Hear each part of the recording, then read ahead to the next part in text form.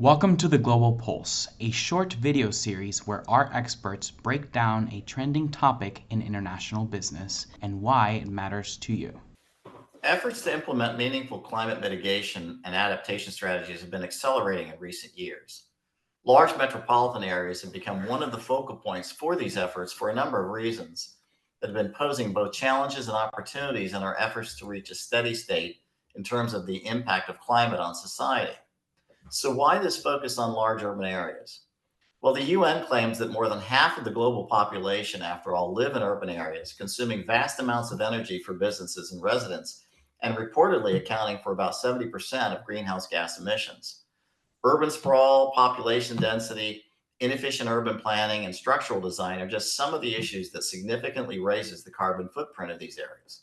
It's well known among climate scientists, for example, that urban areas create what's called an urban heat island effect, where temperatures can be as much as 1 to 7 degrees higher during the day and 2 to 5 degrees higher at night than surrounding areas, according to the EPA. So, finding ways to decrease metropolitan area contributions to carbon emissions is therefore critical in the fight against climate change.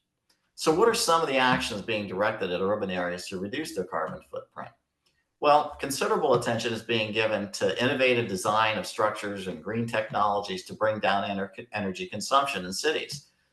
LEED certified structures that you've heard of are showing up with greater frequency, incorporating design features to maximize natural sources of heating and ventilation, along with methods of actually naturally composting waste material.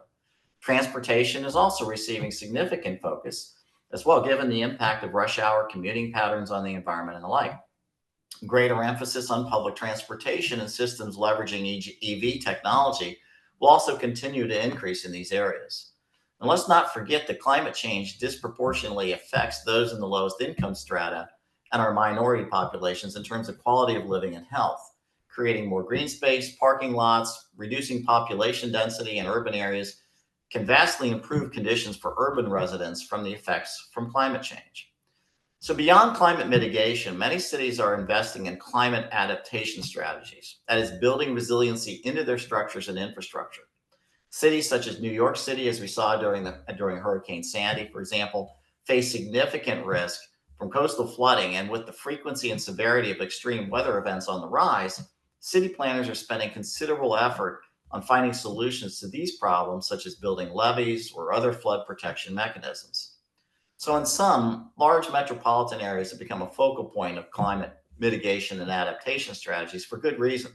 These large populated areas have historically contributed significantly to carbon emissions and are at the same time greatly affected by the impacts of climate change. So, building a climate resilient future, however, takes considerable resources and time to implement. And we shouldn't forget that the short and intermediate term potentially dislocating impacts that such a transition has on the economy and society in general.